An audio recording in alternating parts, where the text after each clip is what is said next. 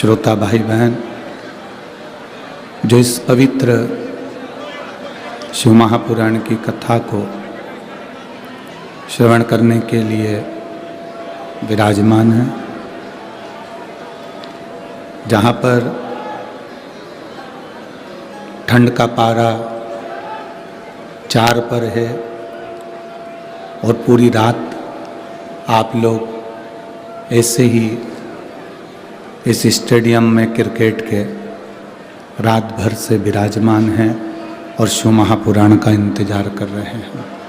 ये शिव भक्ति है, ये भगवान शंकर की कृपा है, ये उनकी उदारता है।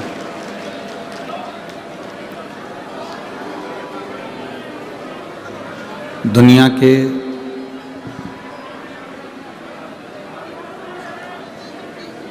सारे कर्म सरलता में हो सकते हैं,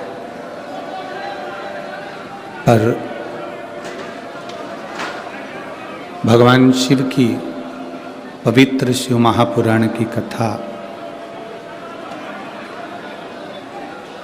ये पर्दा खोल दो ना।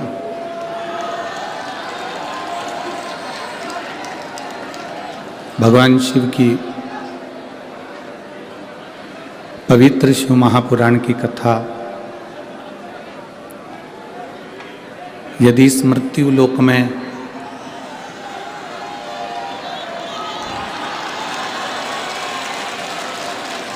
आपको और हमको श्रवण करने का सौभाग्य मिले, तो ये मानकर चलिए कि आप और हम भगवान शिव के बहुत करीब हैं, बहुत नज़दीक हैं। और तेरी कृपा बिना न हिले एक भी अणु, लेते हैं श्वास तेरी कृपा से तनु तनु। हे गंगाधार मुक्ति द्वार ओंकार तू, भोले ओंकार तू, आयो शरण तिहारी शंभु तार तार तू। बखान क्या करूं राखों के ढेर का, चपटी भभूत में खजाना। उतनी ही मुश्किल से भगवान का भजन हो पाता है।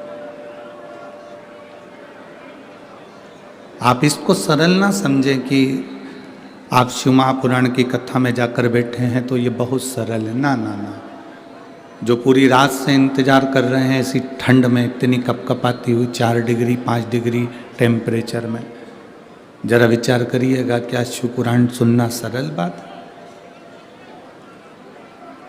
शरीर मानव का मिलना जितना कठिन है, मानव का शरीर मिलना जितना कठिन, उससे ज़्यादा कठिन है भगवान शंकर की अविरल भक्ति को प्राप्त करना, भगवान शिव की अविरल भक्ति को पाना।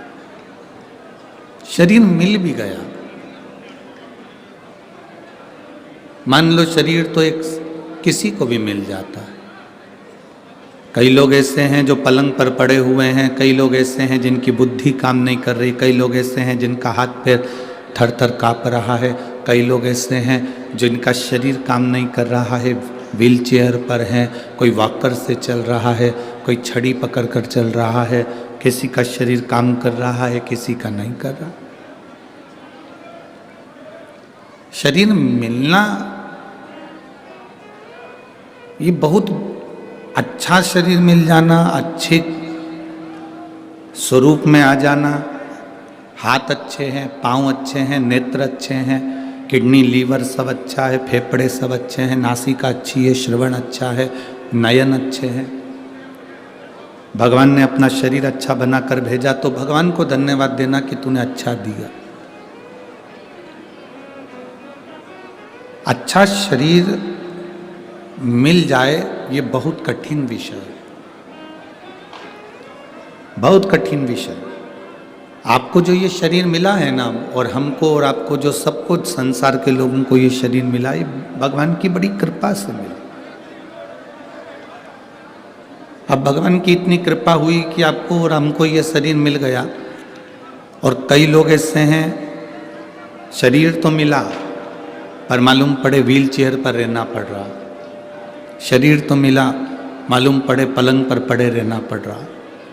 शरीर तो मिला, मालूम पड़े कि ये हाथ पैर कोई काम ही नहीं कर रहा है।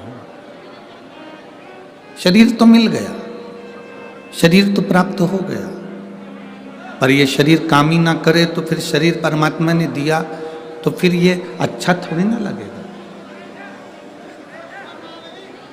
और कृपा की ना होती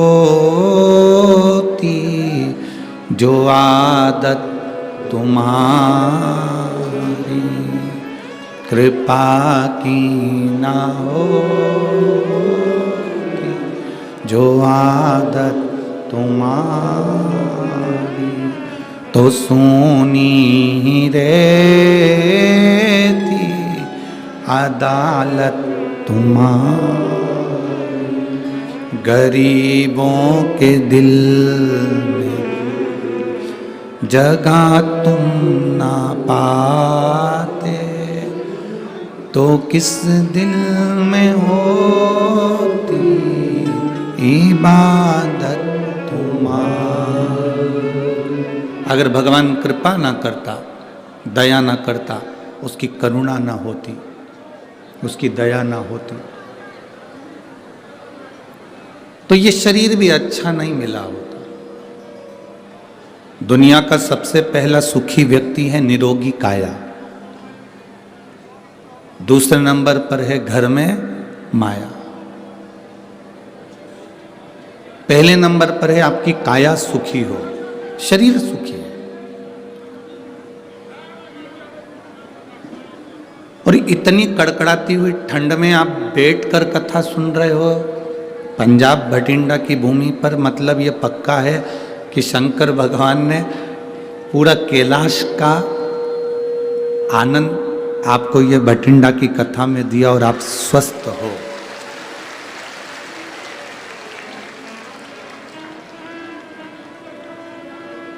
आप स्वस्थ हो।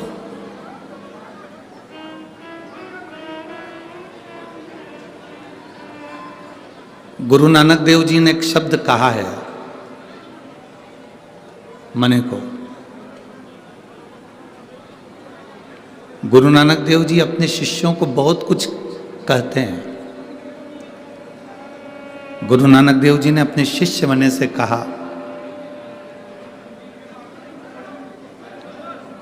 दुकान चलाते चलाते, परिवार चलाते चलाते, नौकरी करते करते, परिवार को संभालते संभालते, मने जिस दिन ये कदम, गुरु नानक देव जी कहते हैं, जिस दिन ये कदम गुरु के द्वार तक चले जाएं, घर का काम करते करते, परिवार चलाते चलाते, व्यापार करते करते, व्यवसाय करते करते, नौकरी धंधा पानी करते करते, जिस दिन ये कदम गुरु के द्वार तक चले जाएं, जिस दिन ये कदम परमात्मा के द्वार तक चले जाएं, जिस दिन ये कदम उस परमात्मा रब के दरवाजे तक चले जाएं, तो समझ लेना कि तुमने चारों तीर्थ पूर्ण कर लिए हैं, तुमने अपने तीर्थ पूरे कर लिए।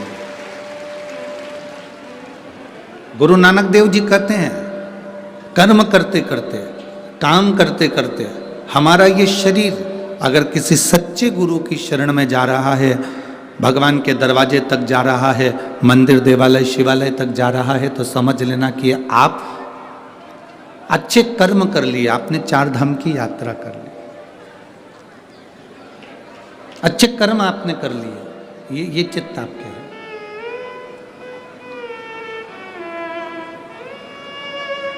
और मैंने तेरे ही भरोसे बाबा, तेरे ही भरोसे हवा बिच उड़ती जावांगी, बाबा डोर हथो छड़ी नामे कटी जावांगी।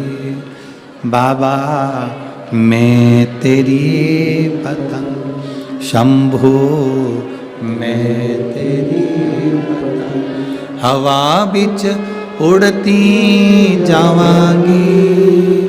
बाबा डोर हथो छड़ी नामे कटी जावा। अपने जीवन की गाड़ी को चलाते चलाते परमात्मा का भजन हो जाना ये श्रेष्ठ है। अपने जीवन को चलाते चलाते परमात्मा की भक्ति हो जाना ये श्रेष्ठ है। हम एक बार पहले कथा में कहे हैं, शायद भटिंडा के मेरी जीजियों ने, मेरे जीजाओं ने, मेरी बेटियों ने, मेरे भाइयों ने सुना होगा। जितने लोग यहाँ कथा सुनने बैठे हैं इनने भी सुना होगा। हमने पहले कथा में कहा, जब तक तुम्हारी नौकरी चले, जब तक तुम्हारी दुकान अच्छी चले, पत्नी के जेवर बनवा दो। बोला था कि नहीं बोला था? जम के तो बोलो, बोला है ना? तुम्हारी दुकान अच्छी चल रही हो, तुम्हारी नौकरी अच्छी चल रही हो तो पत्नी के जेवर बनाओ। व्यापार अच्छा चल रहा हो, नौकरी अच्छी चल रही हो तो फिर प्लाट ले लो। नौकरी अच्छी चल रही हो, दुकान अच्छी चल रही हो, व्यापार अच्छा चल रहा हो तो फिर मकान बना लो। अगर तुम्हारी दुकान अच्छी चले, तुम्हारी नौकरी अच्छी चले, तो उस चलती हुई नौकरी में, उस चलते हुए व्यापार में तुम अपने प्लाट ले लो, मकान बना लो, पत्नी के जेवर बना लो। जो काम करना है चलती हुई नौकरी में कर लो। रिटायरमेंट के बाद नहीं कर पाओगे। दुकान पर बैठे बैठे शिथिल हो गए, अवस्था ढल गई, फिर नहीं कर पाओगे। अभी दुकान अच्छी चल रही है, नौकरी अच्छी चल रही है, तो जो काम करना है वो कर लो। शिव महापुराण भी यही कहती है, जब तक शरीर अच्छा चल रहा है तब तक भजन कर लो, और जब तक तुम्हारी घर में चल रही है तब तक दान करो। तुम्हारा शरीर अच्छा चले जब तक खूब भजन करो, तुम्हारा घर में तुम्हारा हक चले, तुम्हारा घर में तुम्हारा नाम चले, तुम्हारा लोग कहना माने, तब तक तुम दान पुण्य भजन संकीर्तन सत्संग जो जो कुछ तुम्हें करना है वो सब कर लीजिए, सब करो। रिटायरमेंट होने के बाद फिर आप रिटायरमेंट होने के बाद में फिर आप प्लाट नहीं ले पाओगे। दुकान चलते चलते थोड़ी भी डाउन हो गई, फिर आप बंगला नहीं बना पाओगे, फिर आप पत्नी के जेवर नहीं बना पाओगे। अभी चल रहा है तो कर लो, शरीर चल रहा है भजन कर लो। शरीर चल रहा है तो शिव महापुराण की कथा पंडाल में जाकर बैठकर सुन लो। शरीर नहीं चलेगा तो ना पंडाल में जा पाओगे, ना मंदिर जा पाओगे, ना कहीं दर्शन के लिए जा पाओगे। तुम्हारे घर में चल रही है तब तक दान करो, लंगर चलाओ, भंडारे करो, भोजन कराओ, प्रेम से सबको जिलो। जिस दिन तुम्हारे घर में चलना बंद हो जाएगी, फिर कोई तुमको नहीं पूछेगा। फिर तुम कहो भी कि 5 रुपये वहाँ पर दे दो तो लोग देंगे नहीं। तुम कह भी दोगे कि वो 10 रुपये वहाँ पर जमा करिया, पेटीएम कर दे, ले गूगल पे कर दे, तो बच्चे अपने खाते में कर लेंगे, पर वहाँ नहीं भेज पाएंगे। कठिन है। चलते चलते करो, चलते चलते।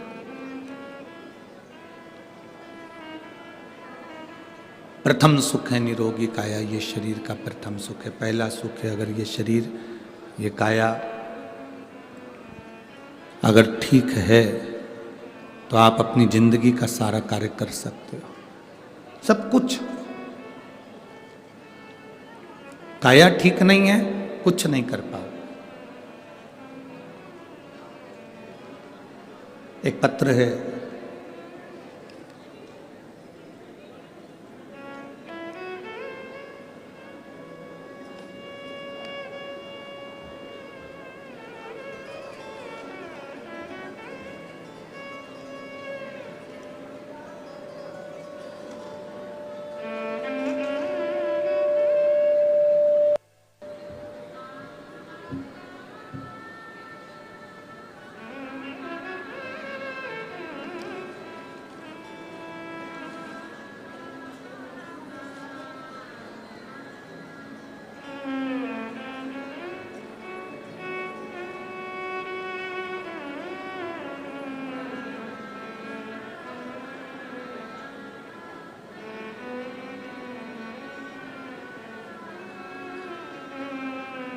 मेरा नाम अमन सोनी है और मैं सिरसा हरियाणा का रहने वाला हूँ। कहीं बैठे हों तो हाथ हिला सकते हैं। अमन जी सोनी, सिरसा हरियाणा। कहीं बैठे हों तो हाथ हिला सकते हैं। मेरा नाम अमन सोनी है, मैं सिरसा हरियाणा से यहाँ आया हूँ। मेरे पिताजी का नाम श्री धर्मपाल सोनी है। मेरा फ़ोन नंबर ये है। एक लोटे जल का मैं वर्णन करना चाहता हूँ। गुरुदेव, 2021 में मेरे पिताजी को पेट में गांठ हो गई। 2-3 गांठ और आई। पहले 2014 में एक बीमारी हो गई थी जिसमें नसें इनकी चोक होने लगी थी, जिसकी दवाइयाँ चल रही थी, जिसको प्रेक्निज्म ऐसी बीमारी कहते हैं जिसमें शरीर की नसें धीरे धीरे सिकुड़ना चालू हो जाती हैं। वो बीमारी इनको हो गई थी। कहीं बैठे हों तो हाथ हिला सकते हैं। पीछे है, हाथ हिलाओ एक बार। हाँ ठीक है। अच्छा, इधर पिताजी उधर बैठे हैं, ठीक है। आप उनके सुपुत्र हैं। अच्छा, पिताजी से भी निवेदन है वो भी हाथ हिलाएं, आप भी हाथ हिला दीजिए। शंभु श्री शिवाय नमस्तुभ्यं। एक बीमारी हो गई थी जिसमें नसें चोक होने लगी थी, शरीर सारी नसें सिकुड़ने लगी थी। फिर धीरे धीरे एक हाथ एक पैर कांपने लगा, काम करना बंद कर दिया। 2021 में उन्हें पेट में दर्द हुआ। तब सोनोग्राफी करने पर पता चला कि उन्हें पेट में हड्डियों के कैंसर हो गया है। गुरुदेव, पेट में रहते हुए वो कैंसर पूरे शरीर में फैल गया। अस्पताल में उनको रखा, कोई आराम नहीं आया। तब हमने पंजाब भटिंडा में दिखाने आया। साहब ने कहा कि कीमो करना पड़ेगा। एक कीमो करवाकर हम घर वापस चले गए। कीमो करवाने के बाद भी आराम नहीं हो पाया। तब हमारे नज़दीक में कोई ताई रहती हैं, उन्होंने हमसे कहा, वो सियोर वाला महाराज कहता है टीवी पर कि 1 लोटा जल समर्पित करा करो, किसी को भी घर के व्यक्ति को मंदिर भेज दो, जल चढ़ाए, वो जल लेकर आए और इनको दो। बेलपत्री का सेवन करो। गुरुदेव, हम लोग आज के समय की पीढ़ी, हम कैसे विश्वास कर लें कि कैंसर जैसा रोग शिव जी पे जल चढ़ाने से समाप्त हो जाता है। हम लोग आज के ज़माने की पीढ़ी, पढ़ी लिखी पीढ़ी, इस बात पर हम भरोसा नहीं करते। पर बगल वाली ताई ने कहा कि एक बार चढ़ाकर देखने में क्या जा रहा है। हम लोगों ने जल चढ़ाना प्रारंभ करा और वो जल लाकर पिताजी को देना प्रारंभ करा। गुरुदेव, बेलपत्र बाबा की चढ़ी हुई लाकर देना पड़ी। 15 दिन तक हमने लगातार यही प्रयोग करा और बाबा की कृपा से हम उनको दूसरी बार जांच कराने के लिए जब लेकर गए तो बाबा की ऐसी कृपा हुई कि उनका कैंसर नेगेटिव अर्थात नील के बराबर आ गया। हम बाबा को धन्यवाद देने के लिए आए हैं। अब उनका जो शरीर कांपता था वो भी अच्छे से काम कर रहा है और बाबा की कृपा से वो स्वस्थ हैं। आज इस पवित्र प्रांगण में प्रणाम करने के लिए आए हैं। उन्होंने एक लाइन बहुत अच्छी लिखी है कि कर दिया माला माल काशी वाले ने, खोल दिया भंडार काशी। अब ठीक है बाबू, वो एक बार दोनों हाथ हिला दीजिए। श्री शिवाय नमस्तुभ्यं। शिव तत्व की प्राप्ति इसी को कहते हैं। शंभु,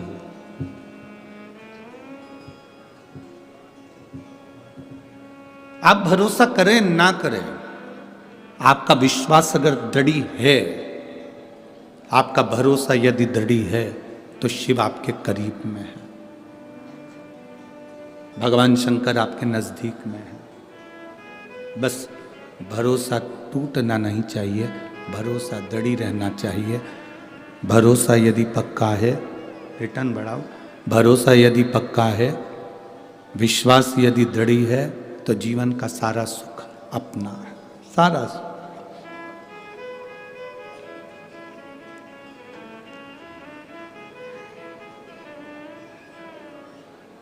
बैठे हो आप यहां, शिव की कृपा है। सुन रहे हो कथा, शिव की कृपा है।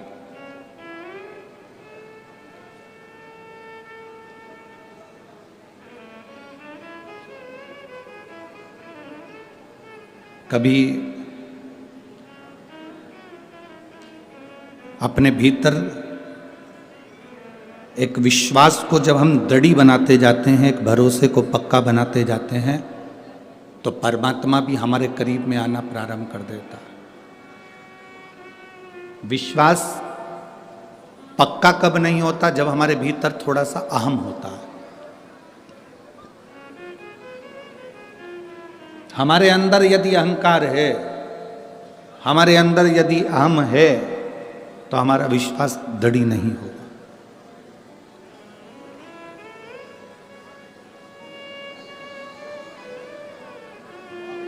जो तुमने खाया है,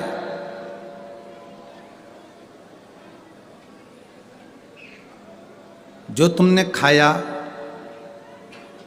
हमने खाया, वो 24 घंटे के अंदर उसको निकालना जरूरी है।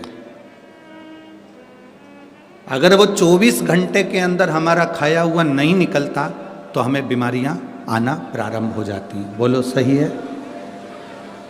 जो हमने खाया उसको 24 घंटे में निकालना जरूरी हो जाता है, नहीं तो बीमारी लगना प्रारंभ हो जाती है। जो हमने पानी पिया वो 3 से 4 घंटे में निकालना जरूरी हो जाता है, नहीं तो बीमारी लगना प्रारंभ हो जाती है। जो खाया उसको 24 घंटे में निकालना जरूरी है। जो पानी पिया उसको 3 से 4 घंटे में निकालना जरूरी है। जो श्वास हमने ली उसको 1-1.5 सेकंड के अंदर, 2 सेकंड के अंदर बाहर निकालना जरूरी है। उसी तरह हमारे भीतर यदि अहंकार भर गया, काम भर गया, आसक्ति भर गई, क्रोध भर गया, तृष्णा भर गई, तो इसको अंदर मत रखो, इसको भी निकाल कर बाहर फेंक दो, नहीं तो ये भी बीमार कर देता है। ये भी बीमार कर देता है। जैसे खाया हुआ भोजन पेट में नहीं रखना, उसको निकालना पड़ेगा। पिया हुआ पानी पेट में नहीं रखना, उसको निकालना पड़ेगा। ली हुई श्वास हमारे भीतर नहीं रखना, उसको निकालना पड़ेगी, नहीं तो ये बीमारी उत्पन्न कर देती है। उसी तरह हमारे भीतर यदि अहंकार आ गया, काम आ गया, आसक्ति आ गई, तृष्णा आ गई, लोभ हो गया, क्रोध आ गया, इसको निकालना जरूरी है। अगर ये अंदर रह गया ना तो फिर ये दिक्कत दे जाएगा, फिर ये परमात्मा से मिलने नहीं देगा। ढीले कम करो, ये परमात्मा से मिलने नहीं देगा, ये भगवान के करीब में नहीं आने देगा। हमारे भीतर का अहम हमें बाहर छोड़ना।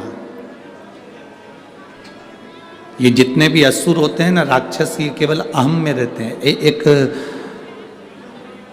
बहुत अच्छा चरित्र आता है स्कंद पुराण के अंदर। महेंद्रपुरम के एक राजा थे।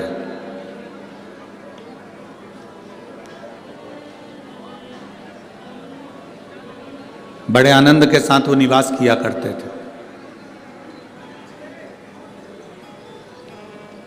उनकी धर्मपत्नी भी भगवान शिव की भगत थी और महेंद्रपुरम के राजा भी भगवान शंकर के भक्त थे। दोनों, पति भी और पत्नी भी शिव के भक्त थे। इन्होंने एक बार भी भगवान शंकर से कुछ नहीं मांगा। कोई जरूरी नहीं है कि आप शंकर के मंदिर में जाएंगे तो कुछ मांगना ही है आपको।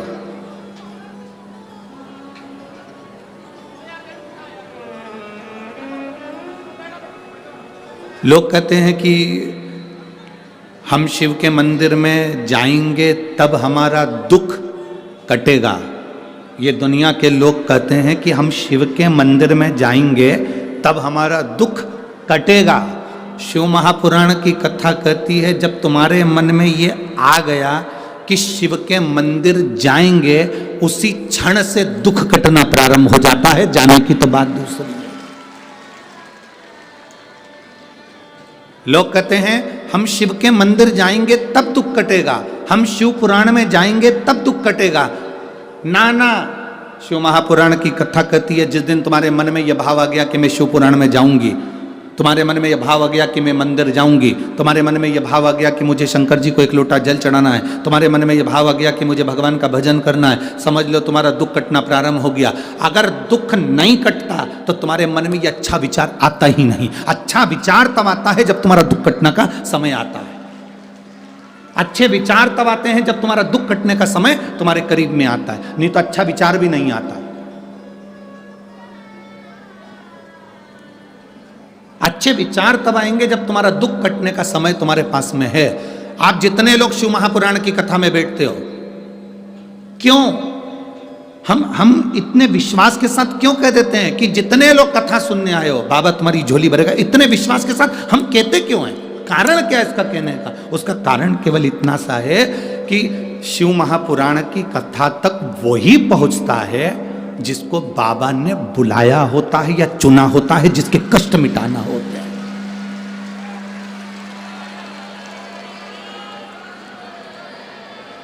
जिसके कष्ट मिटाना होते हैं उसी को बाबा यहां तक बुलाता है, नहीं बुलाता। किसी किसी का पूरा बैग तैयार की तैयार रह जाता है और मालूम पड़ो कि वो तो जा नहीं पाती और उसकी जगह दूसरी चली जाती। बैग तैयार, गाड़ी में उसकी बुकिंग थी, सीट बुक थी, उसने कहा था मैं भी चलूंगी, पूरी तैयारी थी और घर में काम आ गया और नहीं जा पाई। अभी 16 तारीख से 20 तारीख तक कथा मुंबई में होना थी कल्याण में, पर किसी कारणवश नहीं हुई। वो कथा 40 गांव आ गई महाराष्ट्र में। 16 तारीख से 20 तारीख तक 2 बजे से 5 बजे तक वो कथा वहां पहुंचेगी। जिसके भाग्य में होगा, जिसके ललाट पे लिखा होगा, जहां बाबा को पहुंचना होगा वहां पहुंचेगा।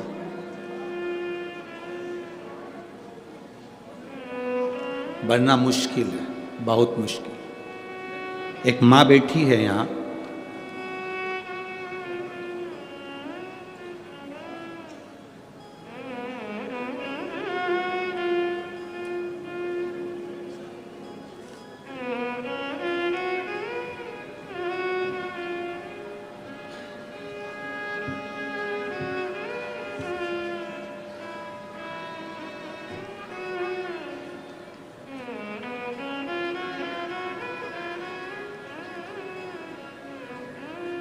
मैं पवन गर्ग निवासी गुड़गांव हरियाणा से हैं। मेरा मोबाइल नंबर ये है। कहीं बैठे हैं पवन जी गर्ग? आप ही हैं? दोनों हाथ हिला दो एक बार। श्री शिवाय नमस्तुभ्यम। मैं पवन गर्ग निवासी गुड़गांव हरियाणा। एक बार वापिस हाथ हिलाओ। ठीक, मेरा मोबाइल नंबर ये है गुरुजी। भोले बाबा की कृपा का मैं क्या वर्णन करूं। 2020 मई में मेरा कैंसर का ऑपरेशन करके डॉक्टरों ने कैंसर की गांठ निकाल दी। मेरी कैंसर की गांठ निकाल दी थी, परंतु 3 साल में दूसरी बार मुझे कैंसर हो गया। कैंसर गंभीर स्टेज पर पहुंच गया, पूरे शरीर में कैंसर फैल गया। डॉक्टरों ने कहा अब इतनी लास्ट स्टेज पर कैंसर है कि ये इंजेक्शन से कवर हो जाए तो बहुत बड़ी बात। हमको इंजेक्शन लगाना शुरू करा। वो इंजेक्शन इतना कष्टदायक था गुरुदेव कि उससे तो मौत भली है। इतना कष्टप्रद वो इंजेक्शन था जो मुझे हर महीने 3 महीने में लगने लगा। गुरुदेव, इतनी बड़ी बीमारी और इतना तकलीफदायक बीमारी है कैंसर। बाबा भोलेनाथ से प्रार्थना करना गुरुदेव कि किसी के शरीर को बाबा ऐसा कष्ट ना दे, सब स्वस्थ रहें, सब निरोगी रहें। गुरुदेव, डॉक्टर ने कह दिया कि तुम कुछ दिन के मेहमान हो और तुम्हारा शरीर अब बेकार हो गया है, इसमें इंजेक्शन से भी काम नहीं पड़ रहा। तब किसी ने कहा कि शिवजी पर जल चढ़ाओ, मौका मिल जाए तो किसी को सीहोर भेज दो। सीहोर जाकर कुबेरेश्वर धाम से मांग कर कंकर शंकर रुद्राक्ष लेकर आ जाए, पूजन कर कर। हम उस रुद्राक्ष को लेकर आ गए और उस रुद्राक्ष को तांबे के कलश में गलाकर शिव जी को चढ़ाते हैं। गुरुदेव, कुबेरेश्वर धाम साधारण धाम नहीं, शंकर का कैलाश पर्वत ही है। वहाँ का कंकर शंकर स्वयं हमारा कल्याण करता है। हमने उसको गलाकर पानी पीना प्रारंभ करा। मैं बाबा को क्या वर्णन करूं गुरुदेव, बाबा ने मेरी लाज रखी। जो कैंसर मेरे पूरे शरीर में फैल चुका था, वो शिव जी पे चढ़े हुए जल और एक बेलपत्र से आज मेरी रिपोर्ट 0 आई है। इसलिए मैं बाबा को यहाँ नमन करने के लिए आया हूँ। गुरुदेव, ये कथा का पंडाल नहीं है। टीवी वाले भी इस लाइन को जरूर पढ़ना जो उस बच्चे ने लिखी है। जितने लोग एलईडी पर कथा पढ़ रहे हों या लेटर पढ़ रहे हों तो इस लाइन को जरूर पढ़ना। यह कथा का पंडाल नहीं है। आप लोग अगर आस्था चैनल पर कथा सुन रहे हैं तो टीवी पर भी पढ़ें। यह कथा का पंडाल नहीं, भोले बाबा का मेडिकल कैंप है, जहां जो आता है उसका कष्ट मिट ही जाता है। आप इसको एलईडी पर पढ़ें, आस्था चैनल पर पढ़ें। और गुरुदेव, यह साधारण सा कैंप नहीं है। टीवी के सामने बैठकर तो केवल हम थोड़ा सा उपचार लेते हैं, पर कथा के पंडाल में पहुंचकर हम पूरे ठीक होकर जाते हैं। ये शिव तत्व है, बाबा की भक्ति। अब ठीक है बाबू, हाथ हिला दो एक बार। श्री शिवाय नमस्तुभ्यम। बैठिए, बाबा की कृपा। एक बेलपत्र आपने मांगी है तो आजा, ले जा। और एक बेलपत्र वो जो बाबा जी खड़े हुए थे, उनके बेटे यहाँ बाजू में बैठे हैं ना, वो भी आ जाओ, एक बेलपत्र ले जाओ। अरे खाली ना जाता कोई दर से तुम्हारे, खाली ना जाता कोई दर